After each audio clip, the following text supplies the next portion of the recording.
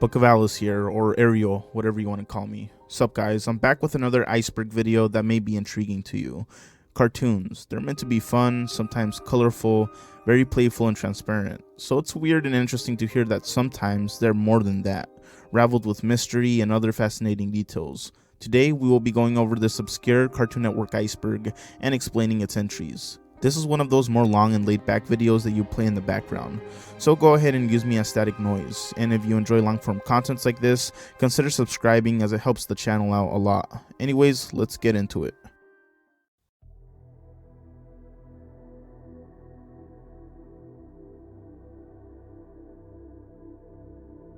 Tom and Jerry memes. Over the years, scenes from the original Tom and Jerry series have been used in viral meme templates like these.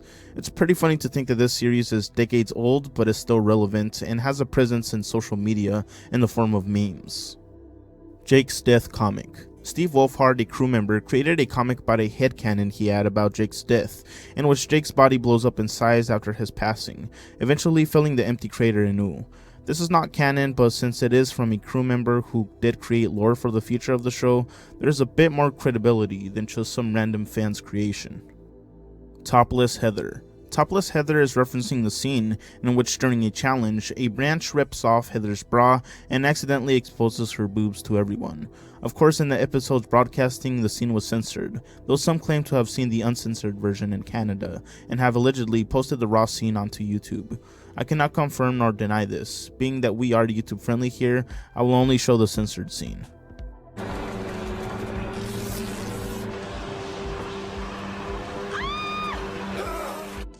Mammy Two Shoes, Tom and Jerry. As of the 21st century, the Mammy's appearances have often been edited out, dubbed, censored, or simply reanimated as a slim white woman in television broadcasts, as the archetype generated widespread controversy, because you know it's a racist character type. I mean, take a look. Thomas! Get off of that bed! Learning with Pibby virality. Okay, imagine a creepypasta about a crossover of your favorite cartoon characters. Yeah, that's kind of the vibe the first teaser of this potential up-and-coming animated series gives off. We see a mix of old and new-gen cartoons, from Gumball and Finn the Human to the Powerpuff Girls and the Flintstones, and all are introduced as creepy, glitched-out characters. Though Pibby looks like a children's show at the start of the teaser, it turns extremely psychedelic and chaotic as it progresses. Not only is the glitch animation unsettling and surreal, but the music also suits it perfectly. In a single shot from the clip, we see the lion from Steven Universe, Lady Rainicorn from The Adventure Time, and Plank from Ed, Edd n Eddy. That one was unexpected, to be honest. This show is obviously targeting an older age demographic. I mean, it's on Adult Swim, although I believe it is produced by Cartoon Network Studios. The trailer was rather vague, but was intriguing, and left enough space for viewers to come up with their own ideas on what they believe the show to be, leading fans to create their own edits/creations surrounding the teaser's elements. Cartoon Network City. The Cartoon Network City era was the fourth era of Cartoon Network. It began on June 14th, 2004, replacing Powerhouse, and was the main branding image of the network from that point until April 2nd, 2006, when the Yes era began. The era was named for its bumpers, which were set in a CGI city, and featured Cartoon Network characters interacting with one another. These bumpers were produced by Animal Logic. The City era is notable for the new logo brought with it. Also, the emergence of more Cartoon Network original series, which began to replace the classic cartoons. Live-action programming also began airing on Cartoon Network during this era, which ultimately flopped though. Courage the Cowardly Dog, Season 1 and Beyond theories. This theory proposes that Muriel and Eustace died in Season 1, and all the episodes afterwards are just figments of Courage's imagination. The evidence being the final scene from the season where Courage controls Eustace and Muriel as puppets from the staircase, and reenacts Eustace trying to scare Courage with the Ooga Booga mask. Courage leaps down back into Muriel's lap and acts out a scared reaction, closing the episode and Season 1 with "The Things I Do for Love." This was a pretty dark season ending for a children's show, but the creator is a big fan of letting viewers come to their own conclusions on what the messages mean. Nudes. Nudes were the 8th branding of Cartoon Network. It debuted on July 14, 2008, replacing the Fall brand. Made in collaboration with Kid Robot and Capacity, the bumpers showed various dummy figures called Nudes, interacting with colors and transforming into various Cartoon Network characters from the time. The Nudes were based on do-it-yourself toys called Moonies. Soy People. Soy People is a food that rainicorns eat instead of real human flesh. Introduced in the episode Her Pants, at the end of the episode, Ethel explains that because all humans are thought to be extinct, they have never tasted real human flesh, but Soy People is supposed to taste exactly the same and is apparently delicious. It looks like a ball of dumpling marinated in soy sauce that has a smiley face. Fan reluctantly took a bite out of it and apparently liked it. It's kind of creepy until you find out that it parallels the real world.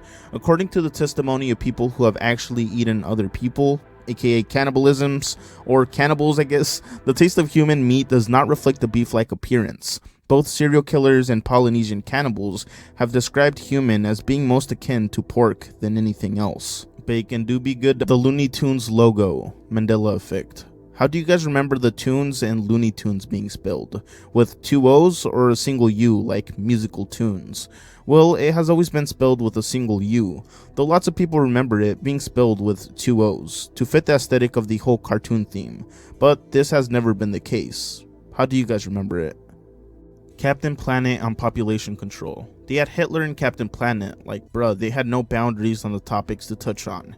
Anyways, there was this one episode where they touch on the topic of overpopulation. Captain Planet concludes that the city is growing way too fast and is supported by the kids, almost sounding like propaganda. This city's growing too fast. It's just not safe. Maybe there are just too many people in one place. If the number of people on our planet keeps growing... Overall, strange episode with a strange message, and it's rather creepy to think about it.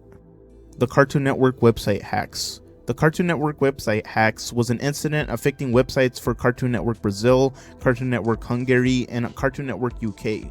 Videos on the sites were replaced with bait-and-switch media, including Ricardo Milo's dance, and funny Arab memes from r/ArabFunny.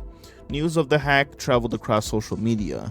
On r/ArabFunny, somebody realized that one of the episodes of The Amazing World of Gumball on the UK site had been replaced with a video from their subreddit. Take a look.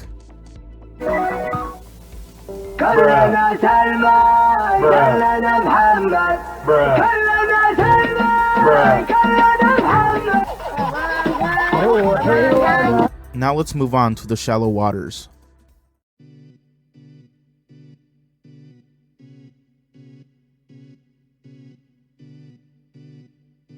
Chris is a predator. In the total drama series, the contestants of the show are said to be around the age of 16, while Chris is a 30-year-old man, a pretty large age gap. You would think that Chris would hesitate on hitting on one of the contestants, but this is wrong, as he shows a clear romantic interest in Lindsay, being very outspoken about his attraction towards the girl. In Canada, the age of consent is 16, but if you're a bit younger, the gap must not be more than 5 years, meaning, for example, a 15-year-old can consent to have sexual intercourse with a 20-year-old, but not with a 21-year-old.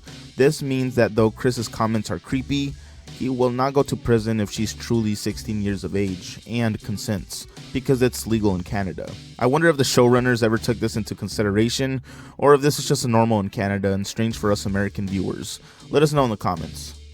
Sunday Pants. After its predecessor, What a Cartoon, Cartoon Network produced an all-new animated short series consisting of overseas shorts, pilots, college shorts, or even shorts created for the show itself. The show was called Sunday Pants. It first aired on the day of October 2nd, 2005. The anthology varies on different types of animation, from traditional hand-drawn animation to flash, or even CGI at times, similar to shows like MTV's Liquid Television and Nickelodeon's Kablam.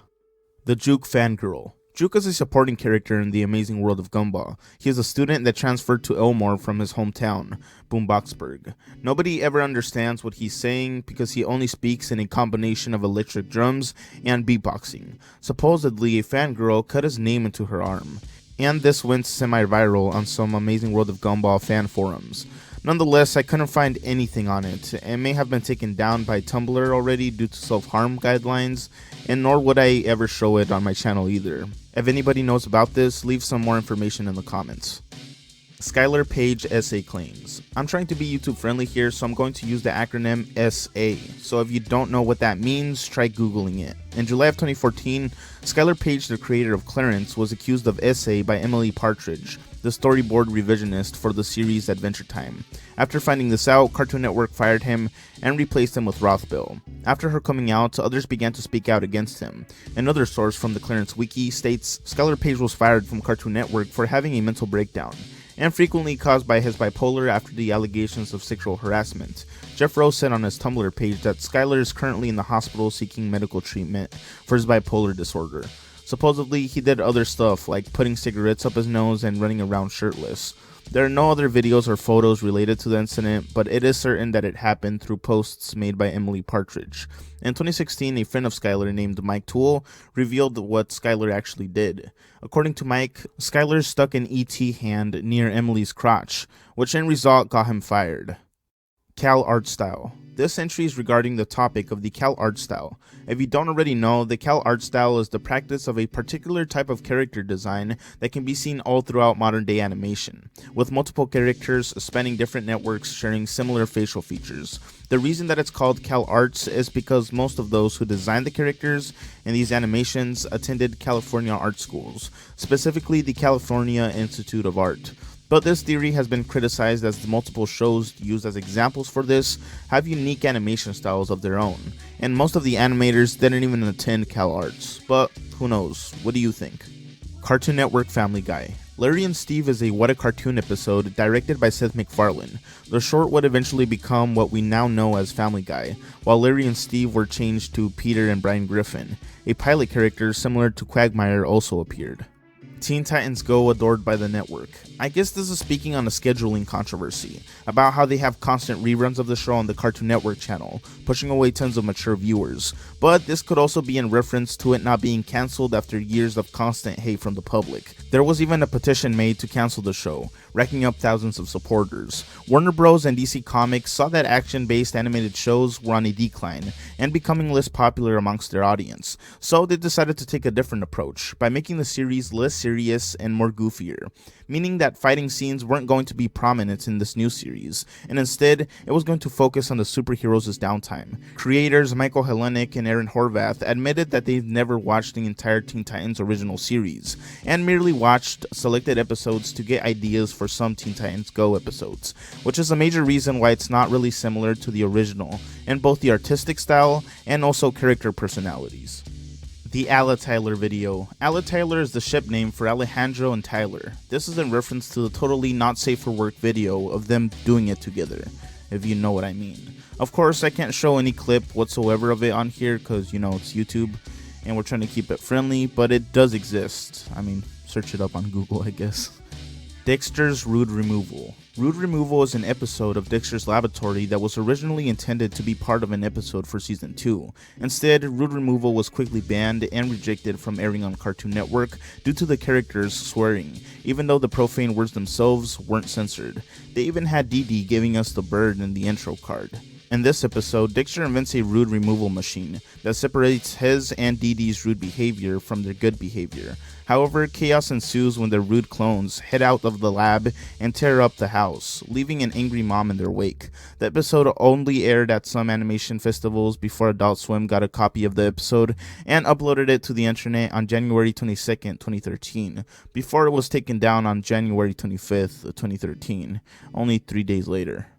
Benson getting drunk off wings. This one's pretty self-explanatory. Benson gets drunk off wings. There's actually a theory that wings are alcohol since hot wings serve the same purpose as alcohol does in the show. There's also the fact that Wing Kingdom is basically a bar they all go to when celebrating. I think they just wanted to show the characters getting drunk, but couldn't use alcohol because it's a kid's show, you know, it's on Cartoon Network, so they replaced it with wings. Edit and Eddie Purgatory Theory. This theory posits that the kids who inhabit the cul-de-sac are actually dead in reality, and that the lives they lead there actually take place in a purgatory-like setting. According to this theory, the children of the cul-de-sac each hail from different eras spanning from the early 1900s to the early 2000s. This would explain why the year for the show is very hard to pinpoint, and why there aren't any adults in the show, although you do catch a glimpse of one every now and then.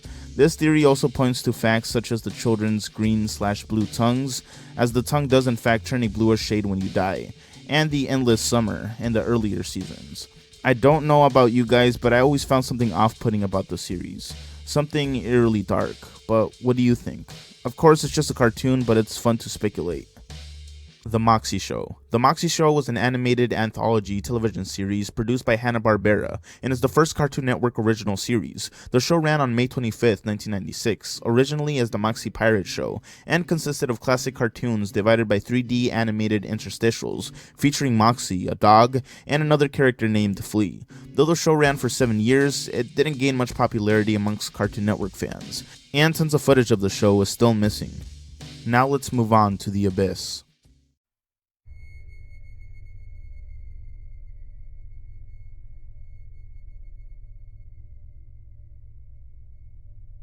Cartoon Network invades Nickelodeon. This is referencing the time Cartoon Network advertised themselves on Nickelodeon. At the time, Nickelodeon themselves weren't reviewing the placed ads, leaving it to standards and practices to take care of. So Cartoon Network took advantage of this and advertised their Cartoon Fridays block on their channel. Ed throwing his hat off in Lunchroom Rumble. One of the show's biggest mysteries for a long time was what's Ed's hat hiding underneath it, until we finally got a non-official answer from Cartoon Network themselves, in the official Ed, Edd n Eddy flash game titled Lunchroom Rumble. We can see what Ed looks like without a hat, but it's very grainy and it's not the best quality either. Also, it's not from Danny himself, the creator of the show. It's from Cartoon Network Studios. Is Tom gray or blue? There's been some debate trying to figure out Tom's most prominent color throughout the series, and whether it was gray or blue.